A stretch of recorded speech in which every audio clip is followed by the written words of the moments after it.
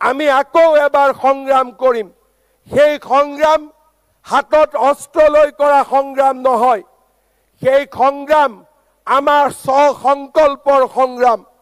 আমি কোনো মাটি অচিনাকি লোকক বিক্ৰী নকৰোঁ, কোনো ঘৰ অচিনাকি লোকক ভাড়া নিদিওঁ, আৰু চৰকাৰী মাটিক আমি বেদখল হ'বলৈ নিদিওঁ। মই চৰকাৰৰ বিষয়াসকলক আহ্বান জনাম, ভৱিষ্যতে যদি এটুকুৰা চৰকাৰী মাটিও বেদখল হয়, জিলাৰ আয়ুক্তসকলে নিজে সাৱধান হৈ থাকিব লাগিব, চৰকাৰে তেওঁলোকৰ ওপৰত ব্যৱস্থা ল'ব।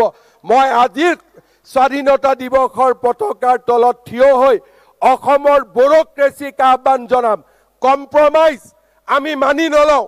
আপোনালোকৰ চকুৰ সন্মুখতে হাজাৰ হাজাৰ বিঘা মাটি যেতিয়া বেদখলকাৰীসকলে দখল কৰি লৈছিল, আপোনালোকে নিজৰ দায়িত্ব পালন কৰিবলৈ ব্যৰ্থ হৈছিলে। আজি মই অসমৰ প্ৰতিজন কৰ্মচাৰীক আহ্বান জনাম, কাৰ্যালয়টো কম্প্ৰমাইজ নকৰিব। সুযোগ সুবিধা আমাৰ বাবে, সুযোগ সুবিধা অচিনাকি লোকৰ বাবে নহয়। আমি যদি প্ৰতিজ্ঞা কৰোঁ, মাটি বিক্ৰী নকৰোঁ, ঘৰ ভাড়া নিদিওঁ, কাৰ্যালয়ৰ সুযোগ আমি অচিনাকি লোকসকলক নিদিওঁ, আৰু আমি স্বাৱলম্বিতাক আদৰি লওঁ, 20 বছৰত আহিব পৰা দুৰ্যোগ আমি 40 বছৰলৈ পিছুৱাই দিম। আৰু অসমৰ নতুন প্ৰজন্মই 40 বছৰৰ ভিতৰত নতুন ৰাস্তা উলিয়াব।